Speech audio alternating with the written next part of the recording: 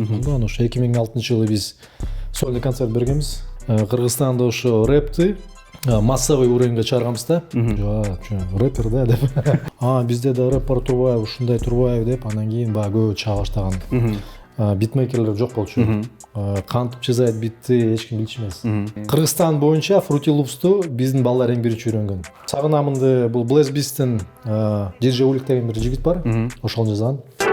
Мени ката кетсе азыр эле мейлиле. Мектепте Аларча бешиктен латыш болчу. Анан кийин концерттерде көп болгон мушташ. Көп болгон, Концерттерде, концерттен кийин выступленияга минимум $200 бир $400 чейин ошол кезде эле тапчу. Где акапелла, где 312, где Epic, где Asian Bloods, где Kigas деп. Сделайте концерт, мы придем, мы готовы заплатить любые деньги деп. Айтканда, не судите строго доход.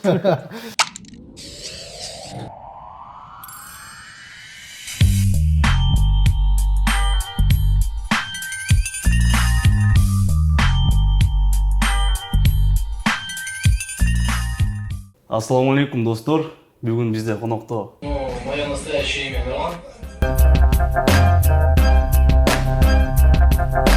Kigas тобунун основатели катары айтсак болот негизи. Один из основателей, да? Один из основателей. Саламдашып кетсеңиз анда, өзүңүз жөнүндө айтып бир аз эмне менен алектенип жатасыз? Алейкум салам. Баарыңарга.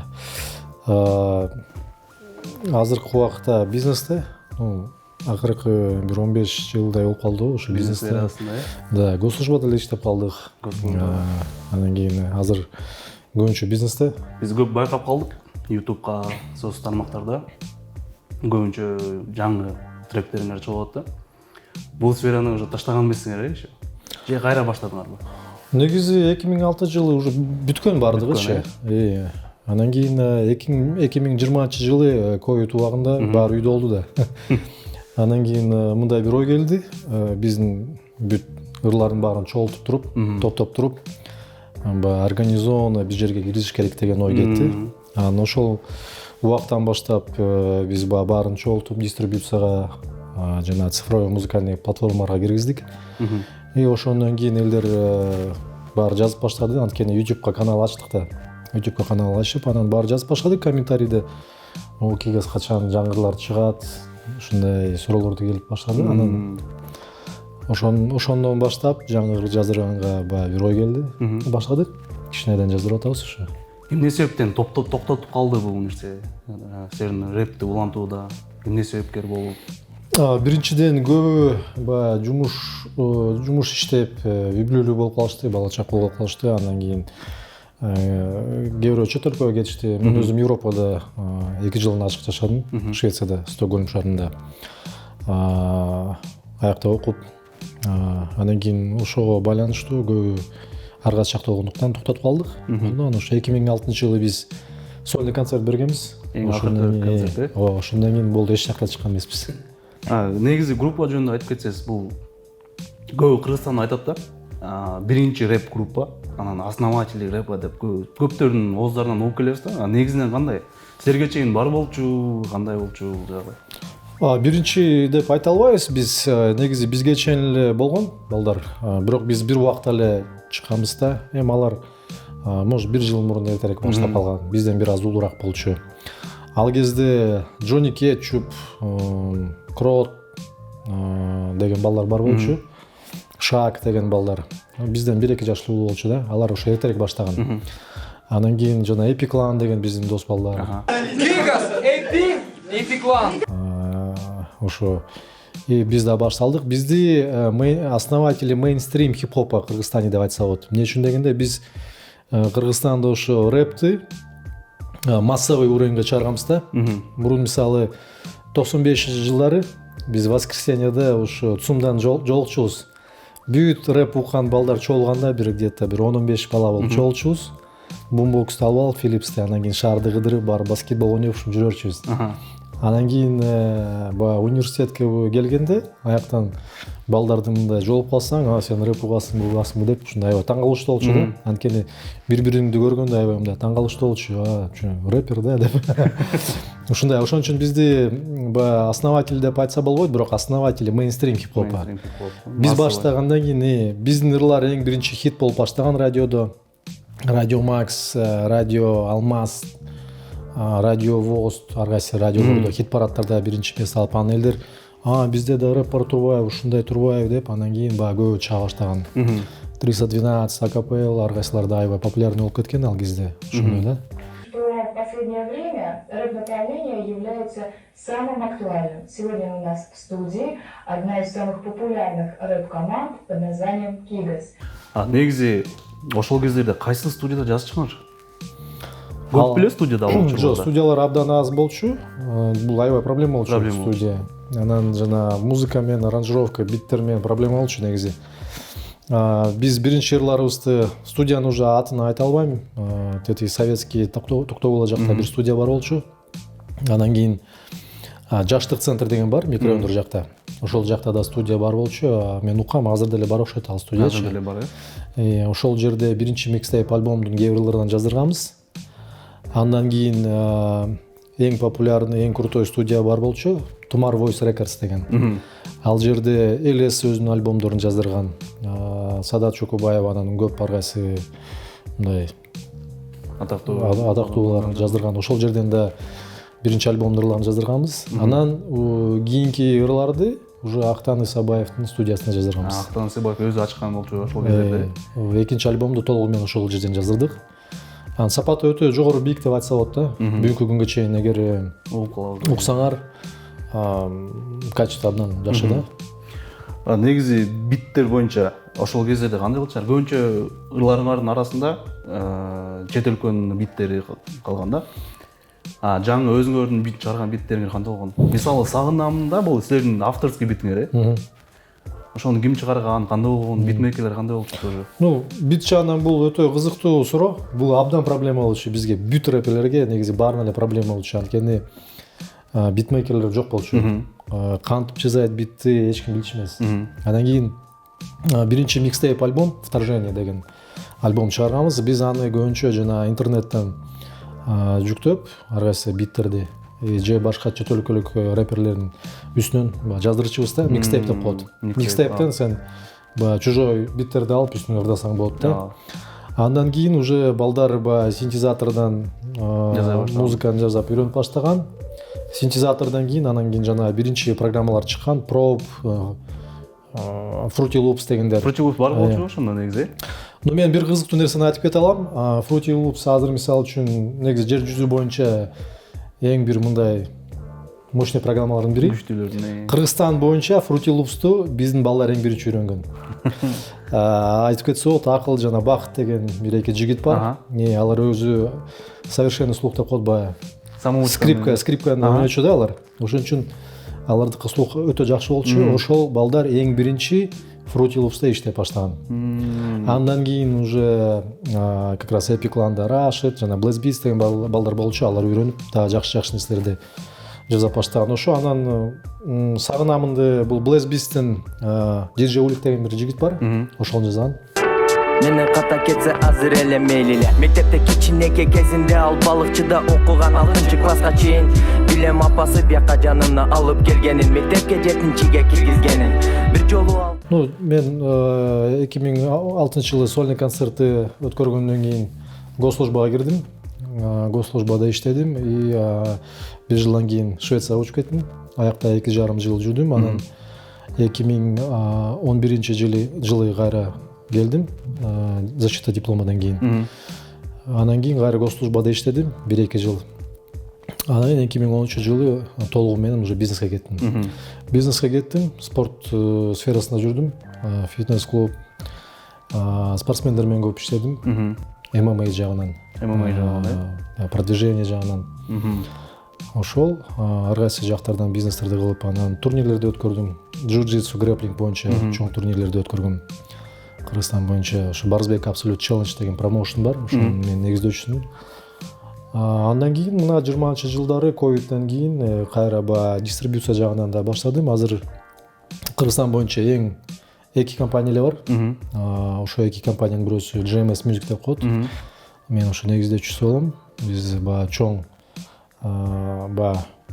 западный компаниялардын партнерлор болобуз. Дистрибуция жагынан ошо артисттерге аз жардам берип атабыз. Силер продюсирование жакка да кириштиңерби же кирише элексиңерби? Кигез учурунда продюсирование жагынан киришкенбиз. Бирок мындай кыска эле убакыт болуп калганда. Андан кийин азыркы убакытта пока киришпей элебиз. Пока киришпей элесиз. Да. Ал жагына киришсе толугу менен кириш керек да. Биз мындай бизнесмен болгондон кийин рентабельность жагын карайсың. Уже баарын санайсың. Андан кийин канчалык ал рентабельность жагынан кызыкчылыгы барбы жокпу, ошон үчүн пока баштай элекпиз да. Негизи мындай болуп калышы мүмкүн да. Аябай таланттуу мисалы бир рэп тармагында эле деп айтып коелу. Бир адам чыгат, ал силердин фанатыңар болгону, анда легендардуу болуп, анан может силерге кайрылса да, байкелер мага мындай көмөктөшүп койгула, мени продюсирование катары десеңер, силер бул жоопту кандай басса, четке какпайсыңарбы же кандай болот бул жагы? Жок, какпайбыз, биз колдон келген жардамыбызды бере алабыз. Албетте, анан бул баягы мүмкүнчүлүккө жараша. Мындай колубуздан келген нерсенин баарын жардам беребиз. Эмне үчүн? Ал биз азыр андай нерседен өзүбүз деле өткөнбүз. Далайын убагында. Өзүнүн башыңардан өткөн нерсе. Өзүнүн башынан өткөн, анан ошон үчүн андайлар келсе колдон келген нерседен жардам бере алабыз. Проблемасы жок анын. И другие, конечно, башкирские рэперы, известные, которых вы знаете. Концерт учурунда муштартар ОКЧ, концерттен сырткары, анан көбүнчө эле мындай район менен район. Ал кездери кандай болчу негизи? Силерде Арча бешик деп чыкчыгар көбүнчө? Жок, ал Арча бешиктен латыш болчу. Латыш болчу. Бирок бул рэп саптарда именно Арча бешик жөнүндө көп айтылган саптар бар да. Көбүнчө анын ырларында да. Негизи кандай болчу ошол кездерде? Ал кез өзгөчө кызыктуу. Биздин возрасттагылар баары эле билет. Бишкек деген бул отделение на районы деген бар. Ал нерсе өтө катуу болчу. Катуу болчу. Мен өзүм центрде окуучумун, бирок жашачымын баягы центрдин ары жакта. Эң баягы центрде Бишкекте өскөндөрдүн баары билет. Шанхай, Запад, Бангкок, Держинка, Бостон, Восток 6 дегендер. Постоянно алар конфликт. Постоянно. Биз окуган кезде көчөдө жөн эле жүрө алчу эмессиң башка районда. Это проблема. Андан кийин обязательно сен билишиң керек кайсы райондо жүрөсүң, аякта старшактар ким. Өз убагында биздин райондо мындай эшикке жөн эле чыга алчу эмессиң да. Ушундай убакыттар болгон. Ал нерсени ата энеңе айтып бере албайсың да. Азыркы молодежька жеңилирээк. Бизде андай жөн сотовый телефон жок. Все, балдарың чогултканча ал дагы убакыт керек. Жөн эле бир жерден мушташасың, сени салып кет, кайра барып аларды издейсиң. Ошондой эле болчу. Ал жагынан өтө катуу болчу. Негизи баары эле ошондой убакытта өскөн, жалгыз эле биз эмес. Мисалы Элдар Лебединовкадан, Айдар Мансур Держинкадан болчу. Да балдар мына Латыш, Арча бешиктен, вообще жерин түбү болчу ал кезде. Таарынбайлар Арча бешиктегилер. Негизи ошондой болчу да бирок айтканда. Акыркы алар райондор жаңы эле өнүгүп келаткан. Именно центрда мына жана мектептер бар болчу. Мен өзүм 5-мектепте окучумун. Бияга Держинка, бияга Восток 6. Нар жагында Запад, Бангкок, биягы Шанхай, Ю2 жак, ошондой бүт. Жөн жүрө албайсың. Аккуратно жүрүш керек болчу. Лекцияда отурасың, нар жакка чыгасың, болуп мушташасың, көк ала болуп кайра киресиң да. Анан кийин концерттерде көп болгон мушташтар. Көп болгон, Концерттерде, концерттен кийин анан кийин постоянно ушундай болчу. Эми бизге жеңилирээк болчу. Биз анткени башында биз 8 киши болчу Кигесте. Баарыбыз тең ар кайсы райондордонбуз. Эми по-любому билесиң да. Сен өзүң бирөө национальда окуса, бирөө Аутсада окуйт, бирөө Лебединовкадан, бирөө тиякта, бирөө биякта тааныштар көп болчу. Анан кийин тияктан бияктан айтасың, сен ким таанысың. Ал кезде распространен нерсе болчу. Кто твои братаны дегенчи, кто твой старший деп анан башталат. Того знаешь, этого знаешь деген. Да, свои экени баягындай уже. Мушташтар постоянно мушташтын үстүндө жүрүшүбүз. Ырыгар барго, Дерский дегенчи, бул кандай эме деп жазылган? Дис катары жазылганбы? Дис рэп или бул жөн эле чет өлкөнүн рэпин кайталоо сыяктуу? Кигес, бул атыш, баштайлы. Көчөнүн баламын, спортко катышамын. Баягы кыргыз баламын. Балдар жардыралыбы? Эсин дерзкий, сен эмне карайсың, я эсин дерзкий. Карабачы мени да. Эки момент бар. Дис боюнча да Кигес именно эң биринчи дисти жаздырган. Ал Раймдилага жазылган болчу. Эми кийин уже ал вопрос чечилген. Эч кандай негатив жок. Вот, конфликттер болуп жүргөн ал жагынан. А дерзкий болсо бул именно баягы орусча айткандай бул маркетинговый продукт болгон да. Анткени ал кезде биз мындай отуруп алып ойлончубуз, так жигиттер кандай эмне кандайдыр жаздырышыбыз керек. Азыркы убакта хайп дейт го. Ошондой, чтобы хайп сделать, как, что будем записывать, деп отурчубуз да. Аны ошондон отуруп эле идея кеткен. И Мансур деген жигит бар, ошо 1-2 строчканы бир балдар менен ойлоп таап эле, андан кийин латышка чаап идеясын айтып берет. Все, кетти. Идея, все, жаздырабыз, монда и кетти да. А негизи тексттерди Мансур байке жазчу беле көбүнчө? Жок. Силерге кандай болчу текст жагынан? Мындай идея кетет да просто. Идея общий Андан кетет? идея кетет, же менден кетет. Мен келем айтам, давайте на такую песню запишем деп. Анан кийин баары подхватывать этет, анан идеяны развивать эте берсе, ар бир өзүнүн саптарын жазат и все кетти да. Именно дерзкий ошондой просто идея Мансурдан кеткен. Анан кийин латышка чакырып айтып берген, мондай район жөнүндө, жашоо жөнүндө ушундай кылып, бирок баягы кандайча прикол катары кылып преподносить этиш керек деп. Многие думают, что кигас это как бы нигас, там, нигер. Но кигас вообще пошло от прикола, означает кыргызстанцы. Каждый может считать себя кигером, если он уважает эту страну, это знает. Силер топту токтоткондон кийин азыр эми, конечно, жаш өткөн сайын келбет да өзгөрөт. Азыр көчөдөн көрүп силерди таанышабы? Постоянно, да. Анан бир кызыктуу жагы, балдар көбүнчө бир да негативный отзыв болгон эмес да. Анткени биз өзүбүз ал кезде жүргөндө эми биз жашпыз да, анан көп деле мындай всерьез не воспринимали, орусча айткандачы. А азыр балдар келет, салам алейкум, братан, мы ваши песни слушали, выросли деп, аябай баягы уважительный сөздөрдү көп айтышат, баягы респект депчи. Анан таң каласың, рахмат депчи. Оказывается, не зря делали деп. Анткени биз ал кезде жүргөндө баары айтчу, да, чё ерундой занимаетесь деп, үйдөгүлөр ата-энең айтат, чё фигнёй занимаетесь депчи. Анан азыр ушундай балдар келет, уже 30-тан ашкан, братан, на ваших песнях выросли деп, тренировкада жүрсөң аяктан келип айтат. Рахмат депсиң. А негизи ошол кезде ата-энеңер кандай болчу көз караштары? Именно сиздикиңиз айтсак. Каршы эмес, каршы. Вообще не приветствовали, жакшы эмес. Көп деле жакшы эмес, ну соглашались, анан айтты, ладно, мы окуга чейин, анан кийин результат болсо, анан все, бияка кетесиң депчи. Ошон үчүн 2006-жылы сольный концерттен кийин госслужбага кетип калгам да. Калгандардыкы ар кандай болчу. Ну, биздики баягы ата-энебиз баягы советский адам болгондон кийин алар мындай нерсени көп деле жактырчу эмес да. Азыркы рэптердин, мисалы рэп исполнители катары, рэптердин сапаты кандай, мааниси жөнүндө бир аз сөз айтып кетсеңиз. Сиздерге жагабы азыр мисалы жаңы чыгып аткан ырлардын? Сен угасыңарбы деген суроо да? Ну,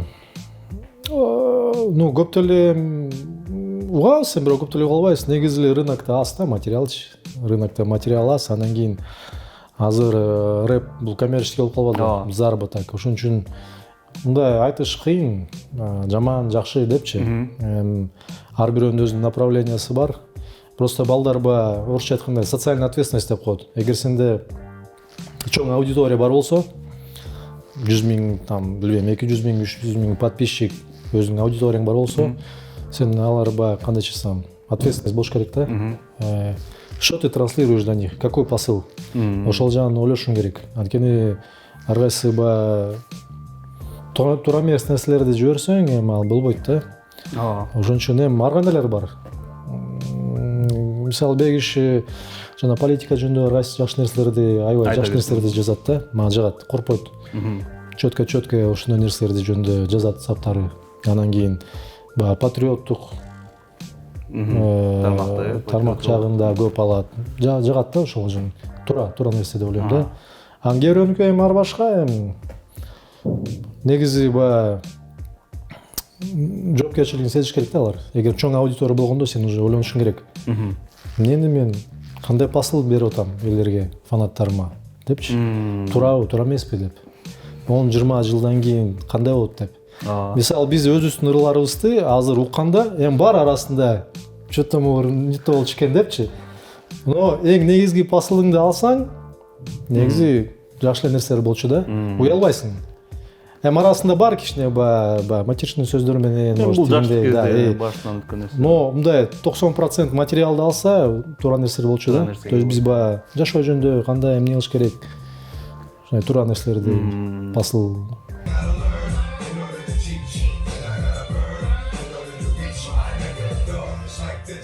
Просто ошол кездерде сиздерге мындай айтканда бул чөйрөдө прибыль киреше табуу мындай көрүнгөн эмес да негизи. Бар болчу, бирок аз болчу. Аз болчу. Ал кезде мындай көп деле бааламайт болчу бул нерсе. Мисалы үчүн салыштырмалуу биз ошол кезде эле ошол 2005, 2004, 2006 жылдары ошондо эле выступленияга минимум $200 бир $400 чейин ошол кезде эле тапчыбыз. Бир артистке. Жок, эми бир выступленияга. Бир выступленияга. Бирок аны баарына бөлүшсөң аз эле акча Аз эле болуп болуп калат. Ошон үчүн эми салыштырмалуу даже ошол кезде эле биз жакшы эле тапчыбыз. Негизи концерттерден канча касса көтөрүлчү? Калп болбосо приблизительная сумма. Концерттен көп деле эмес болчу. Эми $500-600 болмошту. Ошон үчүн сольный концерт кылганга аракет кылчубуз да. Анда эми аяктан көрүкчү салып болчу. Бирок көп адам келчү? Анда аябай көп келчү. Аябай көп келчү. Азыр мисалы үчүн мен өткөндө артисттер менен сөйлөшүп калдым. Мен айттым, мен бизде сольный концертке киши азыраак болуп калды, где-то может бир 1000-1500 киши болуп калды десем, биз азыр даже 300 адамга чогултканга кыйын депчи. А бизге ал кезде 2000-2500 адам чогултуш проблема эмес болчу. Анан 1000-1500 болуп калса, чөт аз болуп калчу деп ушинтип калчубуз да. Негизи аз айтып атпайбы 200 деп. Азыр биз 200-300 кишини чогултуш то проблема деп атпайбы. 100 000 подписчик келди, баарыбыз келебиз дейт, а келгенде по факту аз эле болуп калат да. А негизи барбы пландар дагы концерт коебуз деп буюрса? План негизи жок болчу, бирок мына акыркы 1-2 жылдан бери Каалоочулардын саны көп негизи. Аябай YouTube каналыбызга кирсең, комментарий жалаң. Качан концерт, качан латыш, качан сагынамын. Инстаграмга кирсең полностью ошондой да. Аны ошол жагын ойлоп, биздин угармандарга, фанаттарга мындай уважение катары Жок дей албайсыңар. Жок дей албайсыз го, эми бул концерт жасаш керек го деген бир ой бар да. Ой бар. Кылыш керек го? Где акапелла, где 312, где Эпиклан, где Asian Bloods, где Кигас деп. Сделайте концерт, мы придем, мы готовы заплатить любые деньги деп. Ну, план бар, бирок билбейм качан. Будем ждать, да? Сначала я для вас снова вижу повод, чтобы пояснить вам, кто вы дилетанты, все дома слова. Неге клиптер аз чыгып калган ошол кездерде? Проблема болчу Ал жагы бул дагы өтө кызыктуу суроо. Бүт эле рэперлердин көбүнчө клиптери бар. Кигасын бирде клипи жок. Вообще жок клип. Ошого карабастан ырлардын баары популярный, хиттер көп болгон. Концерттерден отрывоктарды көрөбүз, клиптерден мисалы байкасак жок да негизинчи. Ну клип бул ответ стандартный дегенде, ал кезде каражат деле жок болчу клип тарткыда. Дерскийде бар го бир клип ал кандай? Ал клип деле эмес, ал жөн эле мындай өзүбүзчө тартканбыз, өзүбүз монтаж кылып эле, ал клип эмес даже. Бир да клип жок бизде. Эми ал кезде возможность деле жок болчу, анан 2006-жылы бир клипти тартканбыз балдар менен, жакшы материал болгон. Бирок ал материалдарын алар жоготуп салып, ошол монтажда болбой калган. Азыркы рэп ырларыңар кайсы стилистикада? Эски мектеп, жаңы мектеп, көбүнчө манисин айта кетсеңиз мисалы. Ну, жаңы ырлар эми биз техника ошондой эле калат. Бирок тематика албетте өзгөрдү. Анткени биз уже жаш кездегидей рэп, анан ар кайсы ошол кезде ырдаган нерселерди уже ырдай албайсың. Сен уже чоңойдуң, уже аң сезимиң өзгөрдү, эми элдерге мындай жакшы посыл жибериш керек. Мындай бир нерсени үйрөтүп, жакшы нерселерди мотивация берип дегендей. Ошон үчүн жаңы ырлардын көбүнчө концепциясы, ошо биз жаңы концепцияны кылып атабыз. B2B деп коет да. Бизнес to бизнес деп коет. Элдерди, жаш балдарды ошо өзүнүн бизнес жагынан мотивация алгыдай, кандай, ошол жагына каратып. Эми старый школадан да ырлар бар. Значимая деген ыр бар, интро деген ыр бар. Бул политика жагынан, жөнөкөй жашоо жагынан да ырлар бар да, албетте. Жаңы нерсени да кылып атабыз, эскени да кылып атабыз. Рэп аткаруучу катары жаңы рэп аткарып баштаган артисттерге кандай калып айтмаксыз? Эми жаңы рэперлерге тректер жаздырып бергиле. Бул деген өткөндө Бегиште интервью бериптир. Бул машыгуу сыяктуу да. Башта начарыраак болот, анан жакшыраак болот, анан күнгө жакшыраак болот. Анан бир жолу жазап турган болбой калса, болбой кал деген ал кеп анда эмес да. Ошон үчүн рэпер деген мисалы бир кезде биздин убакытта мындай несерьезный болчу. Элдеримде чо рэпер да депчи. Бирок рэпер болуш үчүн бул жеңил эмес. Сен словарный запасың чоң болуш керек. Китептерди окушуң керек. Сен постоянно көп нерседен разбираться этишиң керек. Политика жүзүндө жазып атсаң, сен политиканы ошол жерге вникать этип билишиң керек. Бул эмне жөнүндө болуп атат? Любой нерсе жөнүндө. Анан кийин внутренний мир богатый должен быть, да, орусча айткандай. Словарный запас чоң болуш керек. Постоянно тренировка болуш керек. Та-та-та-та-та деп коюп эле ал болбойт андай. Анда сен рэперлердин баарын уят кыласың да. Прикол бар. Рэпером становится, когда его девушка бросила до пота. Негизи бар, көп айтат. Это кандайча айтсам прикол, но это туура эмес да. Рэперлерге мындай уважение болуш керек. Мисалы үчүн ошол эле азыркы укпан апалар бар, анда алар эч ким антип айтпайт. Бизге деле антип эч ким айтпайт. Чо рэпер деп. Уважение, только уважение, да. Анткени сен реально болушуң керек. Өзүң кандай реально болсоң, ошондой жөнүндө реально жазышың керек. Анан калп эле асмандан алып болбогон нерсени жаза берген болбойт ал. Негизи мындай өзүңүздүн эле кызыгууңуз буга эмнеден баштаган? Ошол 20 жаш кездериңизде, 19. Жок, меники кызыгуу өтө эрте башталган. Мен рэпти биринчи жолу где-то 91-92 жылдары угуп алгам да. Анда ошо кичке болчумун. Американский рэптерди угуп, Ice Cube дегендерди. Ice Cube'ду бар. Ошолордон башталган да. Ice Cube, анан кийин ал кезде биякта материал жок да. Дистер жок, кассалар жок. Анан ошентип отуруп где-то 95-жылдары уже прям активно угуп баштаганбыз да. Аябай жаап калган, анткени бул башкача болчу да. Анан орусча рэптерди угуп калганбыз 92-93 жылдары. Bad Balance деген бар болчу. Булар Россияда эң негиздөөчүлөрдүн бири да. Михей деген бар болуп калды, Раматыл калды уже жок да. Шеф дегендер ошолор Bad Balance Россияда рэпти биринчилерден болуп баштаган да. Анан ошондой биринчи жолу орусча рэпти укканда аябай кызыктуу болгон да, кантип ушулар өзүлөрү жазып окуйт деп. Ошондон кызыгуу башталып кетти. Казактар да жакшы баштаган ошондо Rap Zone деген бир группа болчу. 95-жылдары ошондо эле альбомдорду чыгарышкан алар. Анан ошондо бир выступленияларын көрүп алып, кинолорду аябай жана американский рэперлер жөнүндө кинолор аябай популярный болчу. Ошолорду көрүп аябай кызык калганбыз. Негизи мен интервьюда Beach Life'нын форматында биз мындай кылганбыз да. Бир оюн бар да. Это под конец интервью уже. Ал варианты атылат. Биринчи вариантта если сиз оор көрсөңүз, экинчисин танысаңыз, бирок обязательно бирөөсүн таанышыңыз керек болот. Биринчиси сиз менин страничкамды Инстаграмга өзүңүзгө соцсетке реклама кылып бере аласыз деген вариант. Экинчи вариант ал жок, мага бул реклама катары иштеп калат десеңиздер, өзүңүздөрдүн жаныңыздарда жүргөн же тааныш билиш, атактуу же легендардуу адамдын бирөөсү сөзсүз түрдө бул жерге келип интервью бериш керек деген да. Ошол кайсы адамды айтып бере аласыз, чакырып бере аласыз деген вариант. Ойлонуп көрүшөк, сразу даже айта албайсың. Ну, рекламасын в любом случае видео чыкканда деле киргизип коебуз да соцсетиге, проблемасы деле жок. Кимди чакырса болот, билбейм, ойлонуп көрүшөк, аны сразу деле айта албайсың ал жагын. Айта албайсың да. Ну, бул интервью бул мындай да, мисалы үчүн кээ бирөө интервьюга мындай проблема деле көп көрбөйт. Кээ бирөө интервьюну бергиси келбейт. Ошол жагы бар да. Мен эмне үчүн дегенде буга чейин интервьюлар болуп калган, ошон үчүн мен көп деле ал жагынан проблема жок да, бере беребиз, анысы жок.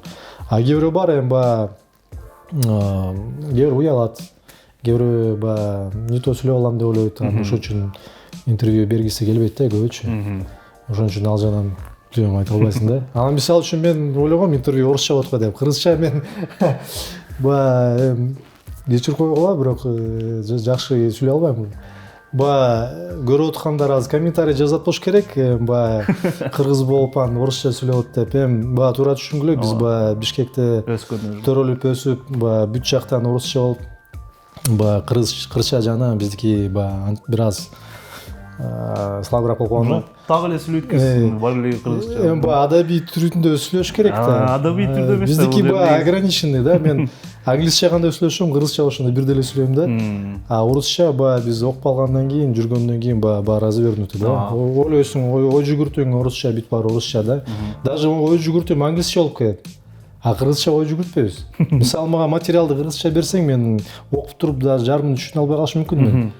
Бирок бул мен кыргыз өзүм эне тилимде жаман көргөндүктөн эмес. биз ошондой баягы чөйрөдө өсүп калдык да. Ооба. Ал чөйрө башкача болуп калды, анан ошого байланыштуу биз кичине мындай ушундай калды. Эфирден тышкары айтып кетсиз, мына взаимоотношения деп калсыз да. Ошол жөнүндө бир аз айтып кетсеңиз. Мисалы, взаимоотношения бул кандай? Эркек менен айылдын ортосунда отношениясы, же чөйрө менен отношениясы кандай болуп калат? Эми биз азыркы убакта мына социальный сети деп атпайбы, социалдык тармактар өтө көп болуп калды. Анан кийин баягы туура эмес информация көп жүрөт да. Ошон үчүн баягы бул пропаганда өтө катуу болуп кеткен. Анан биздин жаш кыздар, жаш балдар туура эмес информация алып калат да. Анан кийин көп мындай азыр ар кайсы инфлюенсер деп коёду, блогерлер бар. Аларда мисалы үчүн көп подписчиктер болгондо алар баягы өзүнчө бир влияние бар да, өзүнүн аудиториясына. Анан кийин ошол блогерлерден эмне үчүн инфлюенсер деп коет? Бул инфлюенсер определенный влияние имеет, да, на свою аудиторию. Ошон үчүн булар кандай посыл берсе, ошону баягы карап аткан жаш кыздар болсо, жаш балдар болсо, алар ойлойт, ушул туура экен депчи. Бирок бул ар дайым ошондой эмес. Бул ар бирөөнүн өзүнүн баягы жашоонун опыт деп коет кыргызча, андай да, тажрыйбасына байланыштуу болот да. Эгер ал өзү 25-27 жашта болсо, кандай опыт жок эч кандай. Аналар баягы элдерди баягы инфо-цыган деп коет, ар кайсынын баарын үйрөтүп эле, акча таап эле ушинтип берет. Анан кийин жаш кыздар ойлойт, я хочу быть похожей на вас деп. Баягы инстаграмда ар кайсы сулуу кыздарды көрүп алыпчы. Анан тигилер айтат, на девушки должны быть такие, как там парни там уломать на то или на это. Анан кийин девушки там зачем выходить замуж, анан кийин baby free деп коет азыр, баягы бала төрөбөй, андай мындай. Тема чоң да өтө. Анан кийин ошондой нерселер алар баягы посыл жибергөндө кички жаш балдар кыздар ойлойт ошол нерсеничи туура деп ойлоп калышат. Бирок ошон үчүн айтып атпаймынбы, сам анализ жок да, информационный анализ. И баягы социальный тармактарда да цензура да жок. Баягы свобода слова деп коет, бирок бир кандайдыр бир всё равно ограничение болуш керек да. Мисалы, туура эмес нерселерди пропаганда кылганда, бул социальный медиа, бул машина да. Анан кийин элдер ойлоп калат ошол нерсени деле туура деп. Мисалы үчүн Западта кандай толерантность деп коет, терпимость. Эгер сен мисалы азыр Кыргызстанды, бизди мисалы западный мир, биз страна третьего мира деп коет бизди. Биз зависимыйбыз, биз көз карандыбыз чоң өлкөлөргө. Анан бизге мисалы үчүн кандайдыр бир грант же кредит беребиз десе, алар бизге условия коет. Силер мондой законду кабыл аласыңар. Мисалы ЛГБТ, анан мындай гейлерди вы не будете притеснять. Анан кийин вы должны сделать такие-то вакцины, вот такие-то вещи сделать. Всемирный банк аркылуу, чоң организациялар аркылуу они бизди доставляют, давят нас, понимаете? Анан ал нерсени көп массалар түшүнбөйт. Анан кийин жаш балдар кыздар ойлойт, значит это нормально, это правильно деп. Вы должны быть свободными, ваше тело это ваша собственность. Вы там можете потерять девственность, когда хотите, андай мындай нерсе дегенде, бул уже мындай. Негизи көп бирок. Ошондой нерсеге алып барат да. Бул это не означает, что это хорошо. Жаш балдар они не готовы эту информацию анализировать. Аларга даяр эмес, тажрыйбасы жок. Сен качан уже бир определенный убакытка келгенде сен анализ кыла аласың. Даже 25-27, даже 30-тан ашкан даже кыздар, даже балдар андайга кээ даяр эмес да. Анткени сен андай бир определенный информацияны анализ кылыш үчүн сен ошо тажрыйбаң болуш керек. Ошон үчүн мисалы даже депутат болуш үчүн деле бир определенный госслужбага барыш үчүн деле какой-то бир отбор болуш керек да. Бир жизненный отбор. Сен өзүң эчтекени жашоодо көрүп элек жатып, кайакта элдерди эмнени үйрөтөсүң? Туурабы? Вот, ошон үчүн взаимоотношения мужчин и женщинага да ошол пропаганда өтө катуу, жаман да. Таасирин тийгизип. Да, бизде же болсо радикальный, кандайча айтсам, религиозный жагынан таасир өтөт, же өтө свободный демократия деп коет. Бир орто жер жок да. Ошон үчүн бизде ал жагынан өтө азыр мисалы ошо ажырашуулар көп, анан жаш балдар кыздар бузулат, көп нерселер жаман да. Ошон үчүн социальный тармак бул чоң өтө машина да. Ошону кандайдыр бир контроль болсо жакшы болмок, бирок пока жок да. Сизге чоң рахмат келип бергениңизге, потому что мага кубанычым ичиме алып турат негизи чын элечи. Өзүм мисалы чын эле көп айткандай эле угуп өскөн адам катары негизи мындай айтканда респект айтканда. Ошо рахмат силерге дагы. Ошо көрүп аткандарга баягы орусча айтканда не судите строго деп коет. Болушунча колдон келгенде кыргызча интервью берүүгө аракет кылдык. Чоң рахмат сизге. Мы не из тех неверных, гнилыми идеями беременных, с виду постоянных, а на самом деле временных. Временем одержанные и закаленные, как сталь сдержанные. По-прежнему не денежные, не поведенные, пацанам верные, свою идею влюбленный. Я черный, как ночь, только с белой полосой, начерканной для тех, кто зовет меня родной. Остальное отдается улицам, что заставляет сутулиться.